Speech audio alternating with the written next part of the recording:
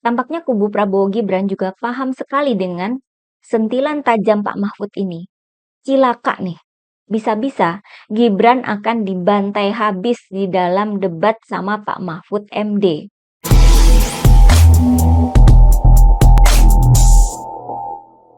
Cocok ada fenomena belimbing sayur tuh kan. Netizen terus cari ya.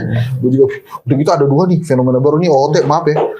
Dia bilang begini, ada Jelasin dulu tuh belimbing sayur maksudnya ya apa? gue nggak tahu, pokoknya itu sebutan buat anak presiden tuh belimbing sayur. Oh. Terus satu lagi tuh kak, lo jangan gibranin gue dong, selama ini kan kita udah sahabatan. Itu. Hai guys, jumpa lagi dengan saya, Nina Nur. Bersama kita akan mengulik dunia politik dengan awas, waras, dan cerdas. Di media sosial, ramai sekali para netizen memberi julukan belimbing sayur kepada Gibran, ya. Ada beberapa interpretasi mengapa Gibran sampai dijuluki belimbing sayur. Namun itu semua bermuara dari satu hal saja, yakni absennya Gibran dalam beberapa acara debat Capres-Cawapres. Belimbing sayur itu kan rasanya asem, kecut ya, dan gampang rontok. Jadi ada yang mengartikan bahwa Gibran dianggap bermuka masam dan gampang rontok, sehingga layak disebut sebagai belimbing sayur. Nah, ada lagi yang mengartikan bahwa rasa kecut belimbing sayur itu kalau diplesetkan serupa dengan kata pengecut. Sehingga julukan belimbing sayur itu juga dipahami bahwa Gibran ini dianggap sebagai cawapres yang pengecut oleh para netizen. Julukan belimbing sayur ini sudah sangat tersebar di media sosial ya. Coba saja teman-teman search ya di Twitter X, di YouTube atau di TikTok. Ketik aja belimbing sayur. Maka teman-teman akan diarahkan ke konten-konten yang membahas soal Gibran. Tentu saja yang dibahas adalah Gibran dinilai sebagai seorang pengecut karena tidak berani datang ke acara-acara debat Capres-Cawapres. Gibran hanya datang ke acara-acara forum dialog, di mana yang jadi pembicara dari kalangan Capres-Cawapres itu hanya dia sendiri. Itu pun ternyata tetap blunder. Pasti teman-teman sudah tahu kan soal asam sulfat. Ibu-ibu hamil kok disuruh minum asam sulfat. Ini sampai kejadian 2 kali loh. Rocky Gerung menyebut bahwa blunder Gibran ini sangat merusak Prabowo. Prabowo disebut bisa saja sedang jengkel ya dengan kesalahan-kesalahan Gibran itu. Yang sebenarnya merupakan pengetahuan yang anak SMA saja tahu, kata Rocky Gerung. Saya cenderung percaya sama omongan Rocky Gerung ini ya, karena dia kan memang punya kedekatan dengan Prabowo. Saya duga juga begitu sih. Kayaknya makin ke sini, Gibran makin banyak melakukan kesalahan. Padahal ketika masa kampanye akan dimulai, Prabowo sepertinya berharap banyak dari Gibran untuk urusan kampanye. Kata Prabowo, pihaknya sudah bagi-bagi tugas. Yang muda, yang bergerak kemana-mana. Namun apa yang terjadi? Ketika ada acara debat yang penting buat jadi panggung politik Capres-Cawapres, seperti acara dialog Muhammadiyah itu ya, Gibran malah nggak datang. Prabowo pun dibiarkan bertarung sendirian. Kasian ya. Lalu apakah di acara forum dialog yang bukan debat yang dihadiri Gibran, itu berakhir dengan sukses? Enggak juga sih. Buktinya kan ada blunder asam sulfat.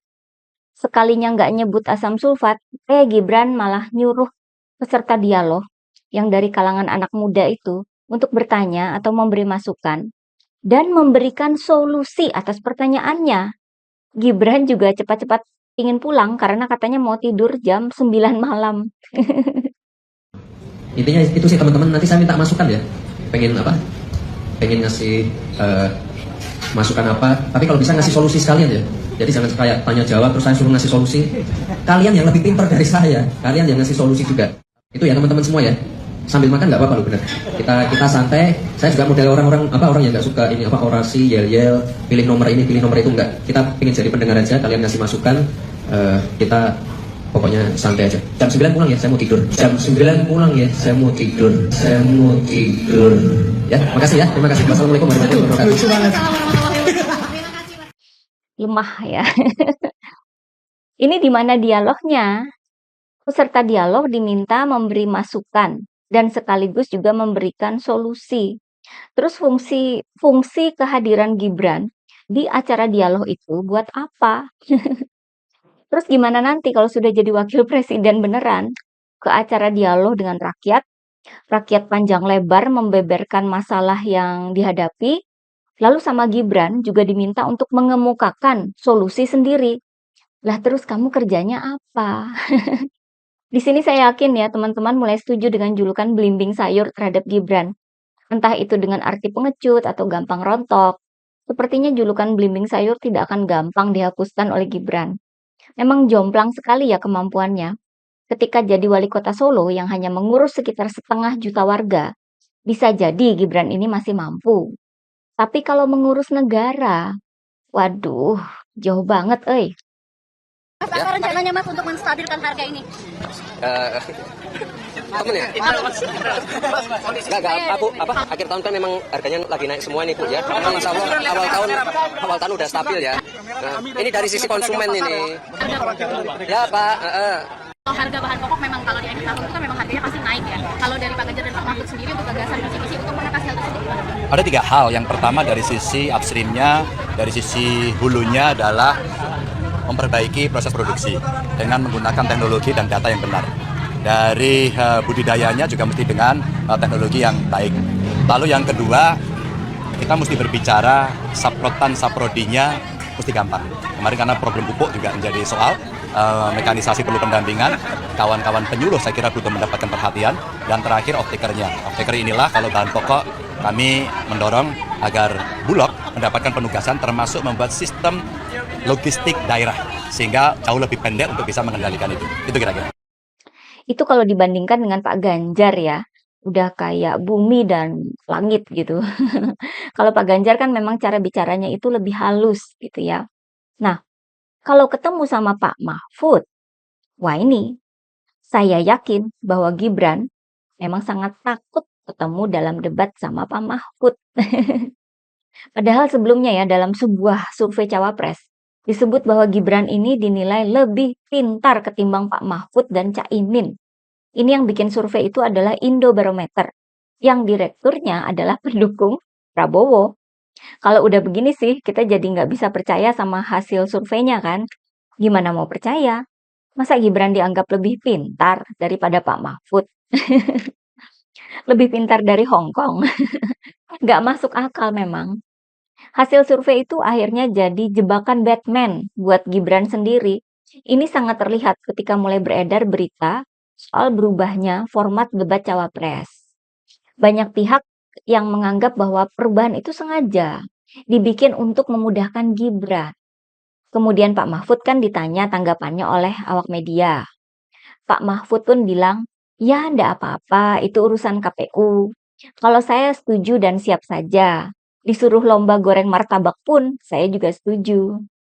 Banyak yang menganggap Pak Mahfud itu bercanda aja.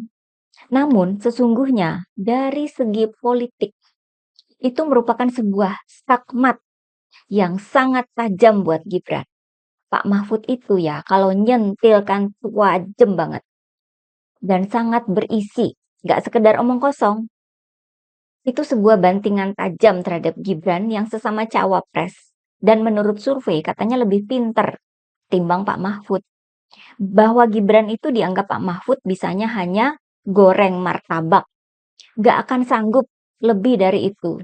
Itulah arti sebenarnya. Tajam banget kan? Tampaknya kubu Prabowo Gibran juga paham sekali dengan sentilan tajam Pak Mahfud ini. Cilaka nih.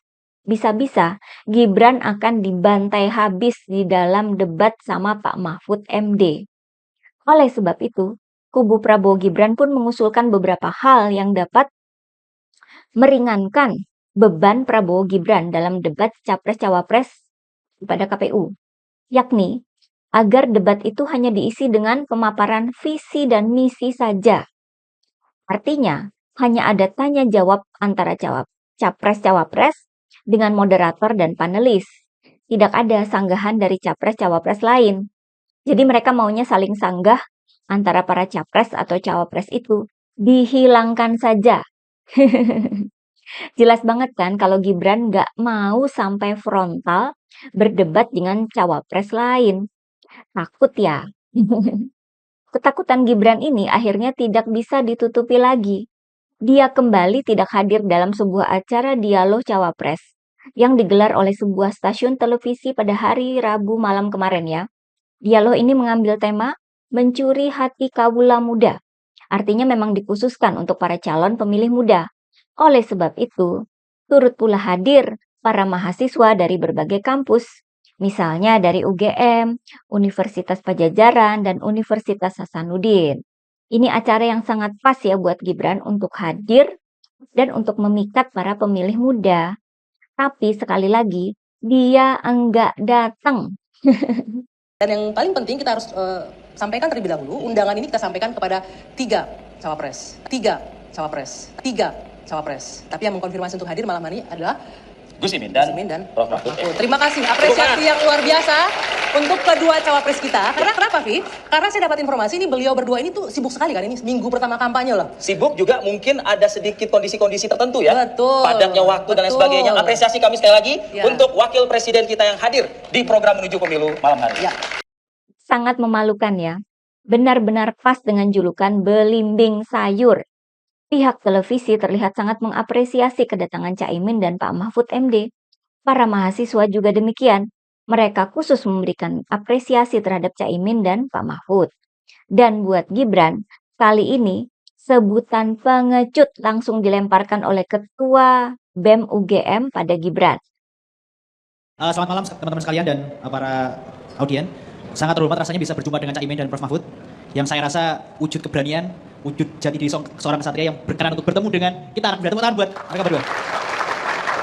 Sebentar, namanya siapa tadi? Perkenalkan nama saya Gibran Muhammad Nur, Ketua BMKM UGM. Oke, Gibran. Bukan Gibran. Gibran Muhammad Nur. Gibran, bukan Gibran. Dipertegas. Saya sangat salut dengan beliau-beliau berdua karena saya rasa beliau berdua sangat jauh dari kata pengecut intelektual. Baik, sebelumnya terima kasih. Perkenalkan, saya Ahmad Fauzan dari Badan Perwakilan Mahasiswa Universitas Hasanuddin. Terlebih dahulu, saya mengucapkan terima kasih atas undangan yang diberikan kepada kami. Dan perlu juga kami sampaikan bahwa saat ini kami sedang berada dalam masa pemilihan atau masa kongres, Pak. Kemudian saya juga ucapkan terima kasih kepada calon yang menyempatkan hadir saat ini, karena telah bersedia untuk ibadah alam pikir dan gagasannya. Tapi saya merasa agak kecewa karena formasi calon yang hadir saat ini tidak lengkap. Tapi tak apa, tetap kita bisa jalankan. Oke, selamat malam Bapak sekalian. Perkenalkan nama saya Muhammad Haikal Febriansyah, Ketua BEM Universitas Pajajaran. Saya dari Fakultas Pertanian. Ini menarik karena dari tadi bahasnya banyak tentang sumber daya alam. Ya walaupun Mas Gibran yang nggak hadir gitu ya, katanya forum anak muda, tapi nggak apa-apa. Ada Bapak dua ini, boleh tepuk tangan dulu buat Bapak dua ini. Udah nggak pakai basa-basi ya, para mahasiswa ini dengan blak-blakan menyebut Gibran sebagai orang yang pengecut. Dan akhirnya, Gibran pun jadi bahan tertawaan di acara dialog itu. Seorang pengamat politik yang bertugas untuk memberikan pertanyaan pada para cawapres, melemparkan pertanyaan sekaligus sindiran terhadap Gibran, yakni soal asupan buat ibu hamil. Pertanyaan ini disambut dengan derai tawa para mahasiswa yang hadir di studio sebagai penonton. Dan tentu saja kesempatan menjawab pertanyaan itu pun dipakai oleh Pak Mahfud untuk kembali menuampol Gibran. Ini yang kemudian menjadi terkenal dalam hari-hari ini adalah ibu-ibu hamil. Ya, jadi perhatian-perhatian terhadap asupan yang dibutuhkan oleh ibu-ibu hamil. Saya mencatat setidaknya dari sumber Kementerian Kesehatan itu ada 5 yang diperlukan. Kalau boleh, mulai dari Caimin, 3, Prof. Mahfud, kemudian 2 atau 3 lagi boleh lah gitu ya. Jadi supaya sama-sama nih perhatian dari cawapres terhadap ibu-ibu hamil itu seperti apa asupannya gitu. Ya mungkin asam folat dan lain sebagainya lah. Silakan mulai dari Caimin dulu, cawapres nomor urutan. Bung Ege ini pertanyaannya ini kan anaknya sudah besar-besar. Ya, ini perhatian terhadap pemilih Ibu muda. hamil, kan istrinya sudah lama gitu. Ini pertanyaan strategis. Karena bicara kaum muda itu sebetulnya diawali dengan ancaman stunting di level usia dini. Tapi sebetulnya mengatasi stunting yang paling pokok adalah sejak usia kehamilan 0. Begitu diketahui hamil, di situ harusnya negara sebagai perintah untuk melaksanakan persiapan generasi. Tentu banyak yang harus diberikan. Paling tidak asupan gizi. Yang kedua zat besi. Yang ketiga kesehatan menyeluruh seorang ibu. Mulai dari, jadi kalau kami punya ide, begitu kami terpilih, seluruh ibu-ibu harus mendapatkan perhatian langsung melalui berbagai unit kegiatan masyarakat di desa dan di kota. Oke. Baik, terima kasih tepuk tangan dong. Mana yang habis. Nanti ditanggapi oleh Prof. Mahfud, boleh? Tadi yang belum disebut Caimin itu kalsium. Oke. Vitamin D. Kemudian asam folat. Asam folat. Oke. Jawaban dari Pak Mahfud juga disambut oleh para mahasiswa dengan tawa seru. Semua tertawa, karena sebenarnya yang ditertawakan adalah orang yang tidak berani hadir di sana. Kebayang nggak sih, anak presiden yang sedang mau ikut pilpres, malah jadi bahan tertawaan para mahasiswa. Kayak gini kok katanya udah menang di semua survei. Survei apa survei? Tentu media ingin tahu ya, mengapa Gibran tidak hadir dalam acara dialog antar cawapres itu. Dan ketika ditanya kenapa, Gibran menjawab dengan pendek saja. Katanya, dia hanya akan datang ke acara debat yang resmi saja. Maksudnya, debat cawapres yang di KPU saja. Jadi Gibran ini memang gak bakal datang di acara debat atau dialog capres-cawapres dimanapun, kecuali yang dari KPU saja. Loh kok malah makin mengakui bahwa dia takut berhadapan dengan para cawapres lain. Gimana nggak keder ya? Terutama dengan Pak Mahfud.